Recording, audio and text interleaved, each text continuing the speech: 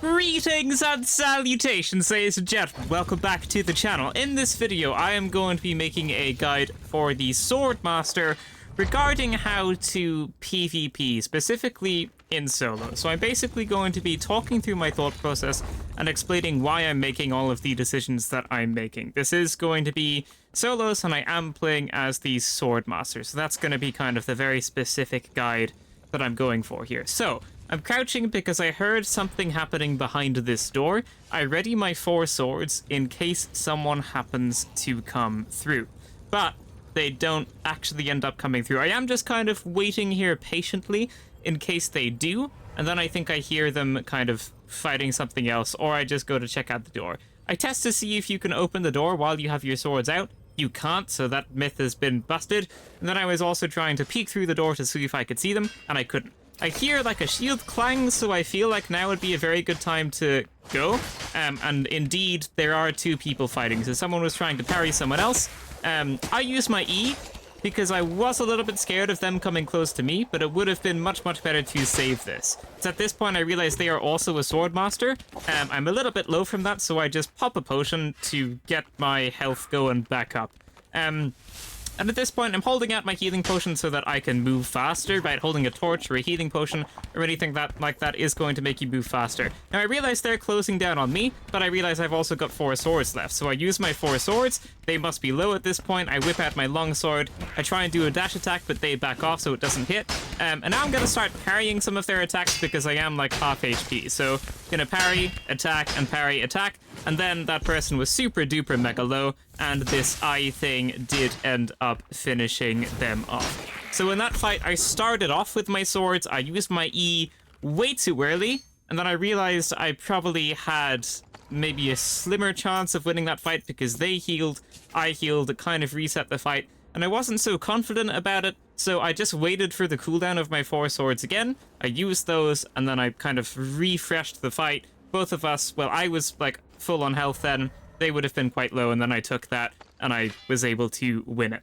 So the second fight is right about here. I did hear someone around this area kind of to my right a minute ago, so I'm pretty sure that someone is in this room, but I'm not too sure where they are or if they died to an enemy or something like that. So I open the door and then just ready all 4 of my swords. That's always going to be very good to do.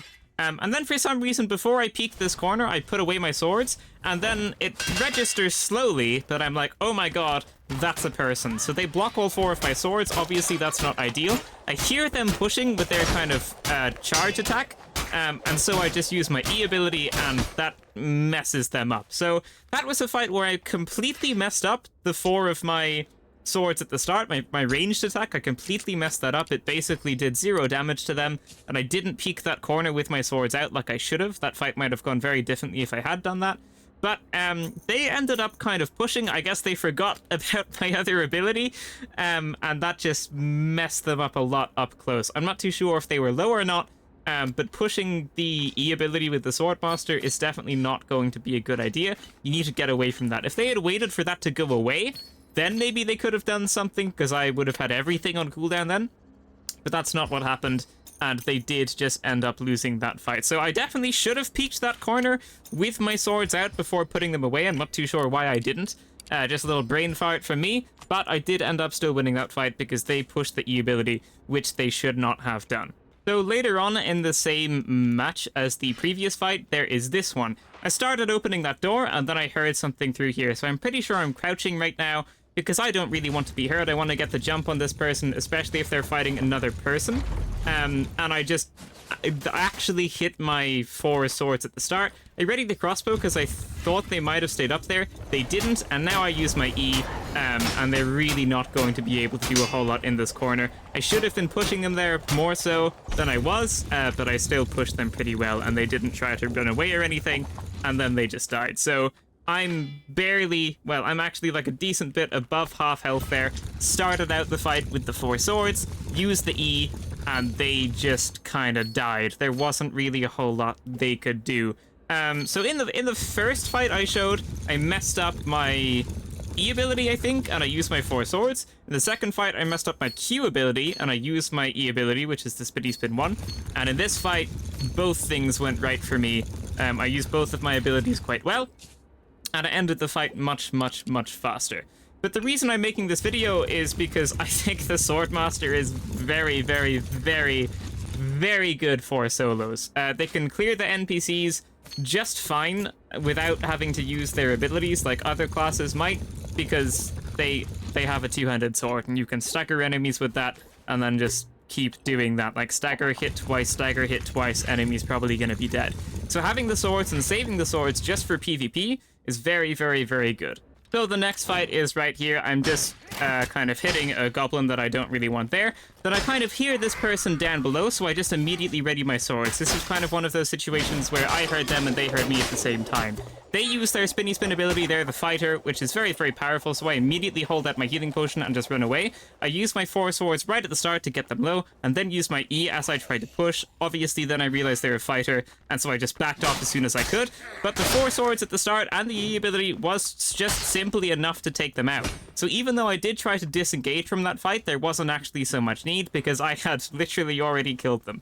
So again, using the 4 blades at the start to kind of start out the fight and hit them with all of those, and then using the E to push them straight afterwards, it really is just going to delete enemies extremely quickly, especially if they're low. I have no idea if this person was low or not. I don't think they would have been, though, because they did have a healing potion, so I feel like they would have brought in heals and they probably would have healed and stuff, but maybe not. There is no way to tell, really. The next one is going to be right here. There's a skeleton behind me that I don't really want to fight, so I'm just kind of trying to run away from that.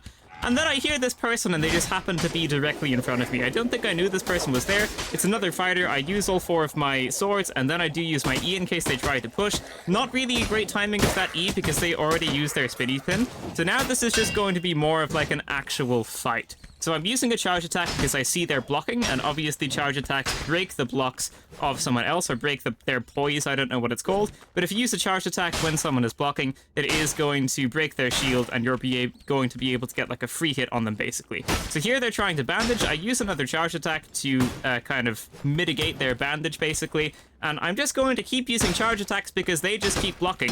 Eventually here they kind of figure out that the charge attacks is breaking their block, so they try to hit me with the mace, and I simply parry that, and then I hit them after I parry the attack. And that does a lot of damage. If you parry an attack, I'm not too sure what the numbers are, but I feel like it does do slightly more damage than like a normal basic attack. So I was just able to take them out. So that was more of like an actual fight. You would have seen me parrying a couple times. That's how a lot of your fights are gonna go. Like maybe if you mess up an ability or two or something, parrying and kind of paying attention to when your enemy is doing charge attacks, or if your enemy is blocking and all of that kind of stuff, is going to play a huge role. In that fight in particular, I saw them blocking a lot, so I used a lot of charge attacks. But if you were playing against someone that was perhaps better, then maybe they would block, and then you would start a charge attack, and then they do like a quick attack to cancel your charge attack, right? So that the melee kind of tactics are quite complicated, which is one of the really cool things about this game. But in that fight in particular, he kept blocking, so I just kept charging. So yeah, there you go. I did manage to also successfully exfil in all of those games. It wasn't just kind of random PvP moments. Well, I guess it was, but they were also games where I did manage to exfil, and those fights that I showed were all of the fights that occurred in those matches. So basically, I just think that the Swordmaster is very, very, very powerful, especially in solos. I'm not too sure about other game modes. I'd have to try those out more, like in teams and stuff, I mean. And also, the meta would be vastly different in the, in the competitive mode, I would say. I don't think Swordmaster is going to have a place there. But for solos, and maybe for duos and stuff like that, but definitely for solos, the Swordmaster is just extraordinarily powerful. And one thing I did want to mention as well, and I've kind of realized this myself watching those clips back, one thing that I've maybe been doing quite poorly in most of those fights is I used my 4 swords at the start to get some damage onto the enemy, and then I try to push them. While that I think is okay, the way you probably want to use your psionic blades is to use it kind of midway throughout the fight, kind of at the midway point, because they do regenerate health. So if you're ever low, kind of halfway through the fight, you can kind of maybe turn the tables on it by using the 4 swords, damaging the enemy a whole lot, and also replenishing your own health. So it's almost a waste to use it at the start of the fight because you're not regenerating any of the health that they well, regenerate, right? So that was kind of an oversight by me in all of those fights. It wasn't something I was paying attention to.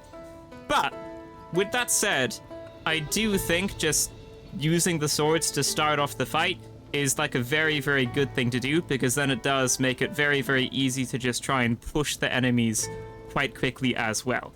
But do be mindful of the fact that you can probably use the psionic blades more effectively if you're a little bit low, and you can regenerate health with them. So maybe you just take someone by surprise, go up close, use your E ability first, and then maybe when they're kind of trying to back away from the fight, if that happens, maybe that's when you want to use your Q to regenerate your own health and to possibly finish them off. So that's just another thing I noticed watching those clips back myself. Probably something that I should try and focus on doing more often. But yeah, there you go. Thank you so much for watching, ladies and gentlemen. That is going to be it for this video. If you liked it, leave a like, subscribe, and I will see you in the next one. Farewell.